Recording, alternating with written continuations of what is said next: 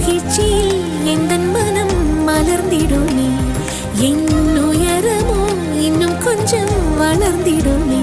ஆஹா